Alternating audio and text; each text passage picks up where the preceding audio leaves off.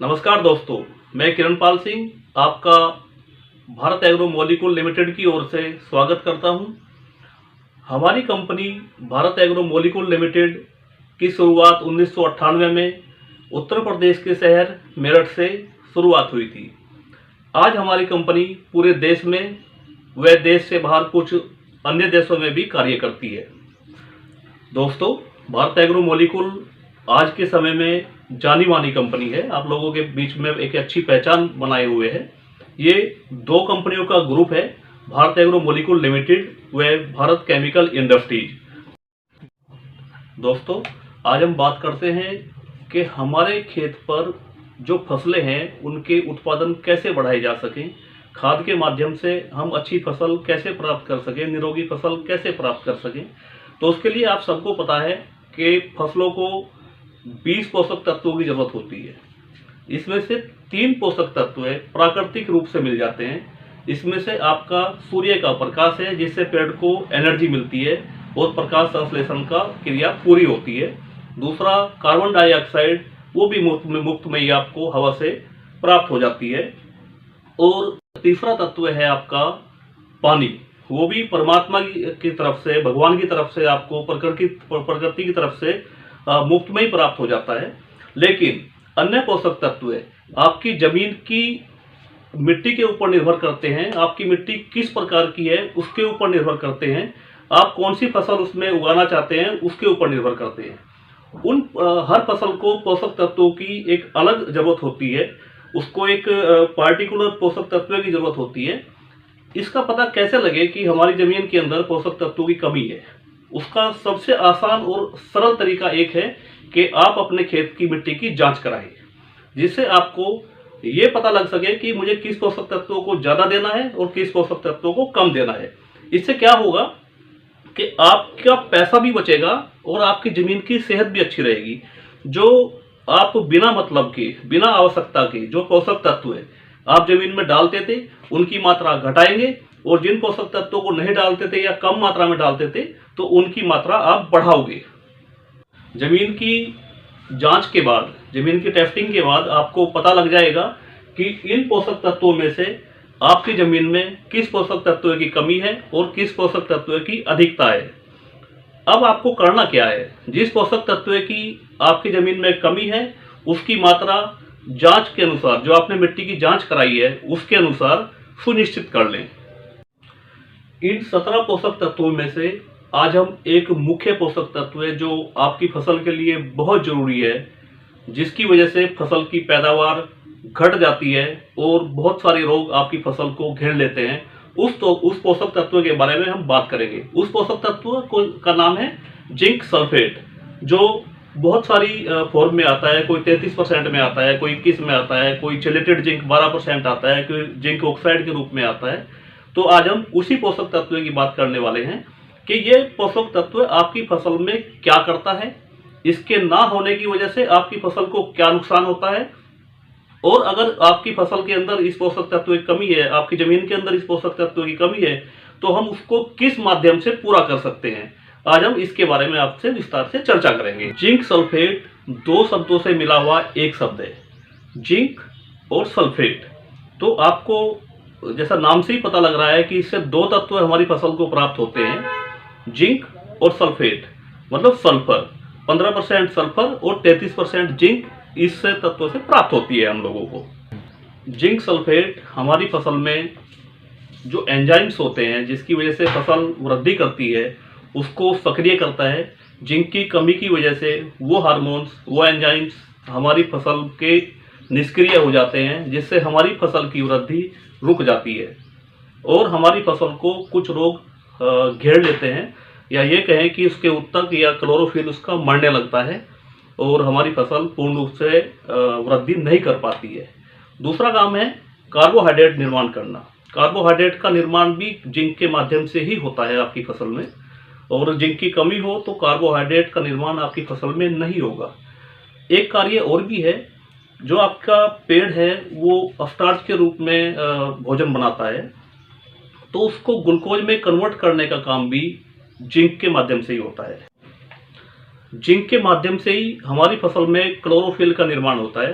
Chlorophyll फसल के लिए बहुत ही जरूरी होता है, क्योंकि सूर्य के प्रकाश से जो पेड़ भोजन बनाता है वो क्लोरोफिल की ही वजह से बनाता है। आप ऐसा समझ सकते हैं कि क्लोरोफिल हमारी फसल का सोलर प्लेट है। जैसे सोलर प्लेट से हमें बिजली मिलती है, ऐसे ही आपके पेड़ को क्लोरोफिल से भोजन मिलता है। जिंक हमारे पेड़ के अंदर ऑक्सीजन का निर्माण करता है। ऑक्सीजन क्या करता है हमारे पेड़ के अंदर, जो पेड़ की वृद्धि होती है उसको सुनिश्चित करता है। उसको वो वृद्धि कैसी हो, उसकी फसल के अनुसार कितनी होनी चाहिए, उसको सुनिश्चित करता है। अगर फसल की वृद्धि सही प्रकार से होगी तो हमें अच्छी पैदावार मिलेगी, अन्यथा नहीं मिलेगी। ऑक्सीजन हमारे जो पेड़ का तना होता है उसकी वृद्धि को भी सुनिश्चित करता है, उसको बढ़ाने का काम करता है, जिससे पत्ती का जो गैप होता है, नोड और इंटरनोड का जो गैप होता है वो बीच का अच्छे से रहता है, और जिससे हमारी फसल पे फल फूल जो भी लगना है वो अच्छे से लगता है।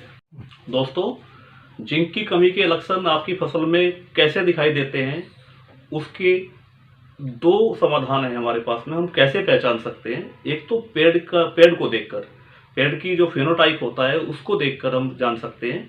दूसरा, जैसे ही मैं आपको पहले भी बता चुका हूँ कि आप अपने जमीन का मिट्टी का टेस्ट कराएं, तो उससे भी आपको पता लग जाएगा कि आपकी जमीन के अंदर जिंक की कमी है या नहीं है। दोस्तों, अब बात करेंगे अपने पेड़ को देखकर हम अपनी फसल में कैसे जानें कि जिंक की कमी है या नहीं है। तो इसके लिए मैं आपको 8 पॉइंट बताऊंगा। 8 बिंदुओं पे हम बात करेंगे इसके लिए, और बिंदुवार हम आपको साइड में उसका फोटो भी दिखाते रहेंगे। कृपया इसको ध्यान से देखते रहें आप लोग। जो पहला लक्षण है जिंक की कमी का, वो है लीफ क्लोरोसिस। मतलब जैसा नाम से भी पता लग रहा है कि क्लोरोसिस क्लोरोफिल की कमी को बोलते हैं। जब फसल के अंदर क्लोरोफिल कम बनता है या नहीं बनता है, उस कंडीशन को हम क्लोरोसिस कंडीशन बोलते हैं। इसमें क्या होता क्या है कि पेड़ की पत्ती की सिराए के बीच में जो जगह होती है वो पीली पड़ जाती है। हल्की पीली दिखाई दे सकती है या पूर्ण रूप से पीली दिखाई दे सकती है आपको। ये जो लक्षण है ये क्लोरोफिल की कमी के कारण होता है। ये पीलापन नई पत्ती या जो नई पत्ती और पुरानी पत्ती के बीच की जो पत्ती होती है, मतलब मध्यम एज की पत्ती होती है, कम उम्र की पत्ती होती है, उन पत्तियों में आपको दिखाई देगा। नंबर 2 बिंदु है नेक्रोटिक स्पॉट। जैसा नाम भी है कि स्पॉट का मतलब धब्बा। आपकी पत्ती के ऊपर धब्बे पड़ जाते हैं, मतलब एक पत्ती पन्नी जैसी, पॉलिथीन जैसी हो जाती है वहां से, क्योंकि उसके जो टिश्यूज होते हैं या जो उसकी सेल्स होती है, आप सबको पता है कि हमारा शरीर छोटी छोटी कोशिकाओं से मिलकर बना है। वो कोशिकाएं या वो उत्तक, वो टिश्यू वहां से मर जाते हैं, डेड हो जाते हैं, जिसके कारण पत्ती पर धब्बे पड़ जाते हैं। तीसरा बिंदु है जिंक की कमी का ब्रोंजिंग ऑफ लीफ। इसमें होता क्या है, पत्ती का रंग लाल भूरा हो जाता है और उसके ऊपर लाल भूरे रंग के लंबे लंबे धब्बे पड़ जाते हैं, जिसको कई हम धान की फसल में खैरा रोग भी बोलते हैं। खैरा रोग भी जिंक की कमी के कारण ही आपकी धान की फसल में दिखाई देता है। तो बात करते हैं जिंक की कमी के चौथे लक्षण के बारे में। ये लक्षण है रोस्टिंग ऑफ लीफ, इसको हम बोलते हैं। इसमें होता क्या है कि पत्ती आपस में पास पास दिखाई देती हैं, या ये कह सकते हैं जो नोड के बीच का इंटरनोड होता है, जो दो तनों के बीच की या दो पत्तियों के बीच की जो जगह होती है वो छोटी पड़ जाती है, तो जो जिससे पत्ती पास पास आ जाती है। और ये जो मुख्यतः देखा गया है, ये फल देने वाली जो फसलें होती हैं, जैसे आम है, आपका टमाटर है, या फिर इस टाइप के जो इतनी फसलें हैं, इनमें मुख्यतः ज़्यादा दिखाई देता है। और पत्ती का इसका लक्षण ये है कि पत्ती इसमें आसपास पास पास हो जाती है। दोस्तों, पांचवा लक्षण है स्टंटिंग ऑफ लीफ। इसमें क्या होता है कि पेड़ का जो तना होता है उसकी वृद्धि रुक जाती है। मतलब ये कहें कि फसल की जो नॉर्मल हाइट होती है वो तने के कारण ही होती है, और उस तने की वृद्धि नहीं हो पाती। आप इसका पिक्चर में भी देख रहे होंगे बराबर में, यहाँ पे मैं उसकी पिक्चर भी साथ साथ दिखा रहा हूँ, जिससे आपको पहचानने में आसानी हो। तो आप इसको तने की वृद्धि देख के या पेड़ की वृद्धि देख के भी पहचान सकते हैं कि हमारे खेत में जिंक की कमी है। जिंक की कमी का जो छठा नंबर है, जिससे हम पहचान सकते हैं कि हमारी फसल में जिंक की कमी है या नहीं है, वो है ड्वार्फ लीफ। मतलब पत्तियां उसमें अपने जो स्वाभाविक आकार होता है पत्ती का, किसी भी फसल की पत्ती का एक अपना आकार होता है, एक स्वाभाविक आकार होता है, उससे छोटी रह जाती हैं, पत्तियां छोटी पड़ जाती हैं उससे। तो उसको देखकर भी आप पहचान सकते हैं कि हमारे खेत में जिंक की कमी है। जिंक की कमी का जो 7वां बिंदु है, 7वां लक्षण है, वो है मेलफोल्ड ऑफ लीफ। मतलब पत्ती का जो रंग रूप होता है, हर इंसान का भी होता है अपना, तो वो कुरूप हो जाता है, मतलब वो अपना रंग रूप खो देता है। पत्ती भद्दी सी हो जाती है, आपको देखने में अच्छी नहीं लगती, उस पर कुछ बिंदी सी निकल जाएगी या कुछ भी छोटी पड़ जाएगी, मुड़ी तुड़ी हो जाएगी ऐसे। तो उससे आप पहचान सकते हैं कि आपकी फसल के अंदर जिंक की कमी है। दोस्तों, एक अनदेखा पहलू भी है जिंक की कमी के लिए, जिसको हम नजरअंदाज करते हैं। वो सिर्फ हमें अपनी जमीन की टेस्टिंग की सही पता लगता है, या पानी की जो पानी होता है आपके खेत पे जिसको आप फसल में लगाते हो, उसी से आप पता कर सकते हो। वो होता है जमीन का या पानी का पीएच। पीएच मान बहुत प्रभावित करता है। अगर पीएच आपके पानी का या जमीन का सही नहीं है, तो आप जो जिंक जमीन में डालते हो वो ऐसी कंडीशन में चली जाती है जो आपकी फसल को प्राप्त नहीं हो पाती है। कह सकते हैं कि उसका पत्थर बन जाता है, मतलब वो आपकी फसल को उपलब्ध नहीं होगी। तो ध्यान रखें कि आप अपनी जमीन का इन सब लक्षणों के साथ साथ पीएच मान भी चेक कराएं। दोस्तों, आखिर ऐसा क्यों होता है कि किसी जमीन में जिंक की कमी ज्यादा होती है और किसी में कम होती है? क्या कारण है ऐसा? मिट्टी तो मिट्टी है, लेकिन ऐसा इसलिए होता है, मिट्टी पहाड़ों के टूटने से बनी है। जो बड़े बड़े पहाड़ होते हैं उनको धीरे धीरे मिट्टी बनने में समय लगा है।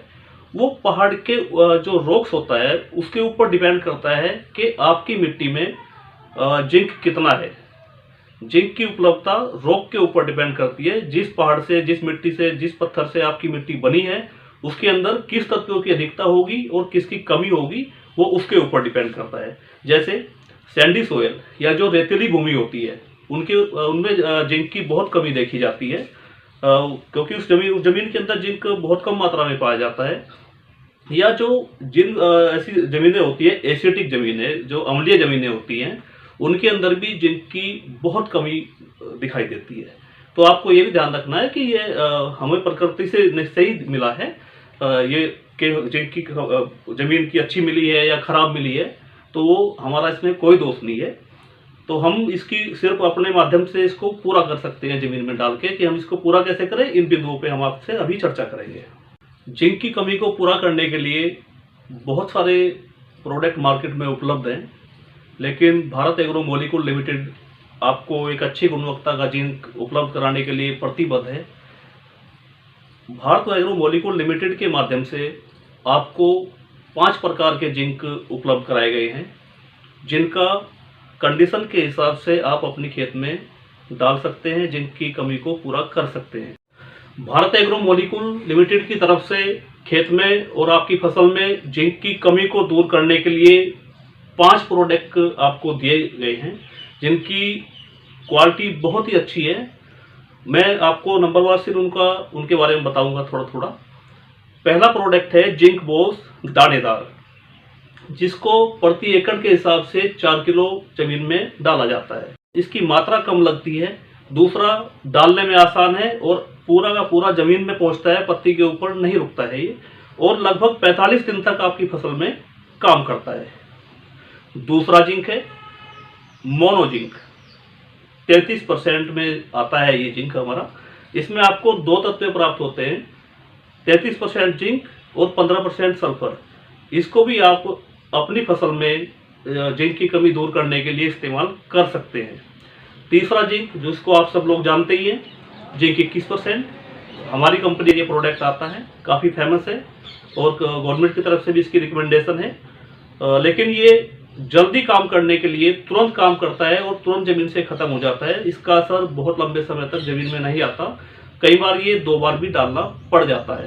चौथा जिंक है आपका स्प्रे के लिए जो इस्तेमाल होता है, चिलेटेड जिंक। इसको जमीन में भी इस्तेमाल करते हैं, जहाँ पे जमीन का पीएच ज़्यादा होता है या कम होता है, तो वहाँ पे इसका इस्तेमाल करते हैं।